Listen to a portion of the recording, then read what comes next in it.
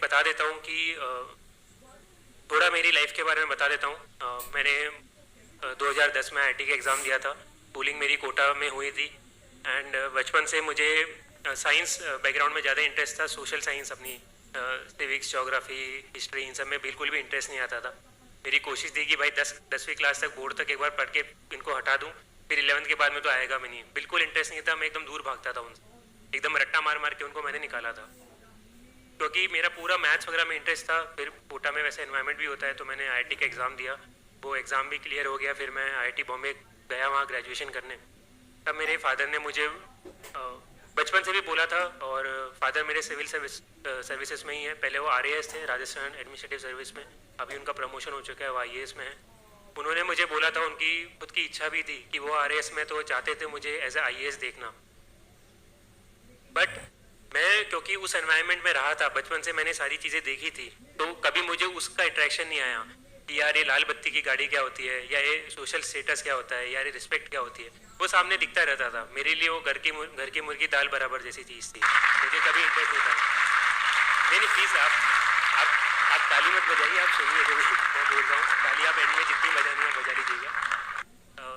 तो मेरा था कि ये चीज़ तो मैंने देख रखी है लाइफ में, मुझे कुछ और ट्राई करना है, मुझे खुद की ज़िंदगी बनानी है, मुझे खुद के पैरों पे खड़े होकर कुछ करना है। और मेरा था कि मुझे कभी तो इंडिया के बाहर जाके भी एक बार रहना है या काम करना है। उसी इंटेंशन से मैंने कॉलेज में पढ़ाई भी करी, अच्छे से पूरा ग्रेजुएशन वगैरह करा। और 2014 में जब मेरा फाइनल ईयर था, ग्रेजुएशन हुआ, तब मुझे सैमसंग साउथ कोरिया में जॉब ऑफर मिला था, प्लेसमेंट्स में कॉलेज के अंदर। तो तब मुझे बहुत खुशी हुई कि यार बचपन से मेरी ये इच्छा थी, दिली इच्छा थी कि मुझे एक बार बाहर जाना है, और वो अपॉर्चुनिटी मेरे सामने है। फिर मेरे फादर ने तब एक बार फिर से बोला कि तुम अभी ग्रेजुएशन कर चुके हो, तुम एलिजिबल हो चुके हो यूपीएससी लिखने के लिए, एक बार कोशिश करो। क्योंकि उन्हें पता था कि मेरे अंदर कितना पोटेंशियल है। मुझे खुद को लगता था कि यार ठीक है, एप्टीट्यूड वगैरह ठीक है, जनरल साइंस मेरे बस की बात नहीं है। मैं कभी न्यूज़पेपर भी नहीं पढ़ता था, कि ये मुझसे कभी नहीं हो सकता। तो मैंने उनको मना करा कि नहीं है। उन्होंने फिर एकदम मेरे से बिना पूछे मेरा फॉर्म भर दिया। तब 24 अगस्त को एग्ज़ाम था, 23 अगस्त की रात को उन्होंने बताया कि ये लो तुम्हारा एडमिट कार्ड, कल सुबह जाके एग्ज़ाम लिख कर आना। मैंने बोला अगले हफ्ते 10-15 दिन के बाद में मेरी फ़्लाइट थी। मैंने बोला कि नहीं, मैं तो जा रहा हूँ, जॉब है। बोला कि ठीक है चले जाओ जॉब पे, मैं फोर्स नहीं कर रहा, बस मेरा मन रखने के लिए हो। और नहीं, वो तो होना तो है वैसे भी नहीं है, क्योंकि तुमने तैयारी करी नहीं है, पर पता तो चल जाएगा, क्या पता तुम्हारा कभी बाद में मन बन जाए। मैंने बोला कि नहीं, पहले तो मना करा। फिर उन्होंने दीदी से थोड़ी मिली भगत कर ली थी, उसका भी फॉर्म भर दिया। बोला देखो इसको भी भेज रहा हूँ, ये भी जा रही है, तो तुम भी चले जाओ। तो मैंने बोला कि अब ठीक है, घर पे बैठा हूँ, क्या कर रहा हूँ संडे। मैंने पेपर खोल के देखा और मुझे कुछ नहीं आया उसके अंदर। पूरा जो पेपर 1 होता है जीएस का, तो होता ये था कि उसके पहले हमेशा GS1 और GS2 जो 2 पेपर होते हैं प्रीलिम्स के, उसके अंदर GS और CSAT वाला दोनों के नंबर जुड़ते थे, और कट ऑफ इंजीनियर्स को फ़ायदा होता था कि वो सेकंड पेपर में ज़्यादा मार्क्स लेके GS थोड़ा बैलेंस करके 50-60 नंबर लाके वो भी क्वालिफाई कर लेते थे। तो मेरे फादर को भी ये वाली चीज़ पता थी, उनको ये नहीं पता था कि वो पैटर्न चेंज हो चुका, उसी साल से चेंज हुआ था। तो उन्होंने मेरे को भेज दिया कि अरे तुम्हारा हो लाओ, उसके अंदर काम निकाल लेना। अब गया, अब उसके अंदर तो CSAT वाला तो वैसे ही क्वालिफाइंग हो चुका है, कुछ काम का है भी नहीं। और GS वाला था, उसके अंदर मेरा डब्बा गोल। मैं पेपर खोल के बैठा, मुझे कुछ आता नहीं है। मैंने सोचा कि चलो कुछ एलिमिनेशन करके आ जाएंगे। पहली बार मैंने उसके 5 साल पहले आईआईटी का एग्ज़ाम दिया था, वहाँ पे तो एलिमिनेशन तो फिर भी हो सकता था कि चलो नहीं आया तो कुछ उल्टा तिगड़म बिठा के सवाल कर सकते हैं मैथ्स के, फिजिक्स के। यहाँ पे तो कुछ तिगड़म ही नहीं बैठती है, हमेशा 2 ऑप्शन तो फंसते ही फंसते हैं। B और C एलिमिनेट कर दिए तो A और D में तो तुक्का मारना ही पड़ेगा, बिना कॉन्फिडेंट मैं कर ही नहीं सकता हूँ। और ये आप सबको पता है, फिल्म्स के अंदर 75% क्वेश्चन ऐसे ही होते हैं कि बहुत ही कम स्टूडेंट्स कॉन्फिडेंटली कर पाते हैं, उन्हें कहीं ना कहीं तो गेस करना पड़ता है। तब तो मेरा कोई बेस भी नहीं था, कुछ कंसेप्ट भी नहीं थे, और न्यूज़पेपर मैंने पढ़ा हुआ नहीं था। तो मैं जाकर एग्ज़ाम में 15 मिनट मैंने करा, कुछ नहीं हुआ। फिर मैं उठ के टीचर को बोलने लगा कि ma'am I want to go, मेरे ये हो गया मेरा पेपर। उन्होंने बोला कि नहीं, यू हैव टू सिट, आपको बैठना पड़ेगा पूरा 2 घंटा। अब मैंने सोचा क्या करूँ, मैं जाके वहाँ पे हेड डाउन करके सो गया, क्योंकि एग्ज़ाम तो मेरे को कुछ आता नहीं था। फिर मैं घंटे 1.25 घंटे के बाद में उठा, देखा कि बाकी बच्चे कुछ कर रहे थे। मैंने बोला कि चलो अपन भी थोड़ा कर लेते हैं, थोड़ा अपन तुक्केबाजी तो बढ़ा लेते हैं कि क्या होगा, ज़्यादा से ज़्यादा नेगेटिव आएंगे, पर एग्ज़ाम तो अपन को क्लियर करना नहीं है। तो मैंने कुछ तुक्केबाजी करी और पेपर में देकर आ गया, घर पे आराम करा। पापा को बोल दिया कि जो होगा, मुझे तो मतलब का भी नहीं है, बताना भी मत कि कितने मार्क्स से क्या रिजल्ट था। फिर उसके कुछ 7-8 में तो आराम से जॉब करने चले गया। 7-8 महीने बाद उनका फ़ोन आया कि ऐसे ऐसे हुआ है, तुम्हारा होना तो था नहीं, तो हुआ भी नहीं। और कितने मार्क्स तुम्हारे सी सेट में, कुछ बहुत अच्छे नंबर आए हैं क्योंकि वो मेरा स्ट्रॉन्ग था, और जीएस में होंगे सिंगल डिजिट या कुछ 10-15-20 नंबर से ऊपर नंबर नहीं होंगे मैं 200 के अंदर से।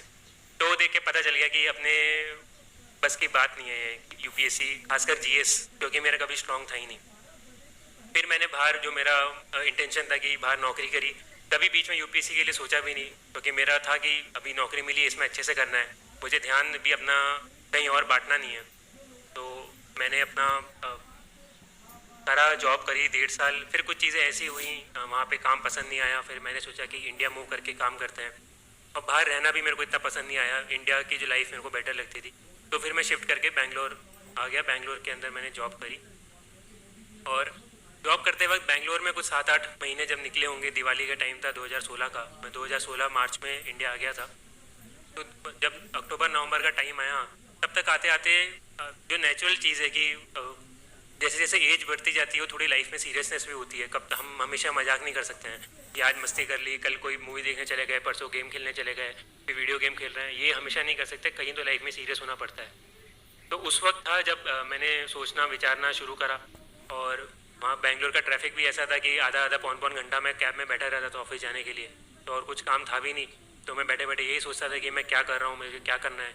तब मेरे दिमाग में ये सब ख्याल आने लगे कि मेरी जो बाहर लाइफ थी वर्सेस जो मेरी बेंगलोर में लाइफ है, जो मेरी इंडिया में लाइफ है, उसमें बहुत सारा अंतर है, बहुत सारे इश्यूज़ हैं। और जो वहाँ पे जिस तरह की ईज़ ऑफ लिविंग थी कि बड़े आराम से चीज़ें हो रही है, कुछ सोचना ही नहीं पड़ रहा है, वैसी ज़िंदगी यहाँ पे नहीं है। और मैं चाहूँगा कि वैसी ज़िंदगी यहाँ पे होनी चाहिए।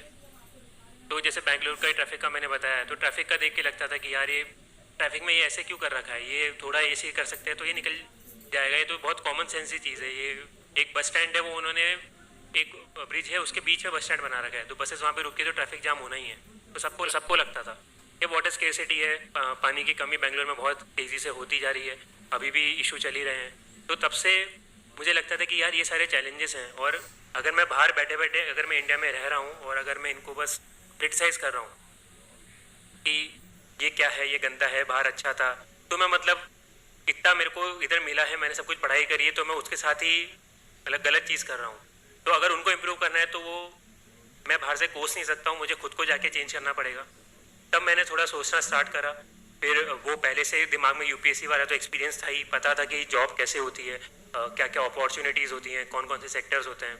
मेरे फादर, मेरे ताऊ जी भी सिविल सर्विसेज में ही हैं, और फादर के कुछ सीनियर्स हैं, वो बचपन से 1-2 बार मैं मिला हुआ था उनसे, तो मुझे आइडिया था थोड़ा बहुत कि यहाँ पर मैं आऊँगा तो कुछ तो सेटिस्फाइंग मिलेगा।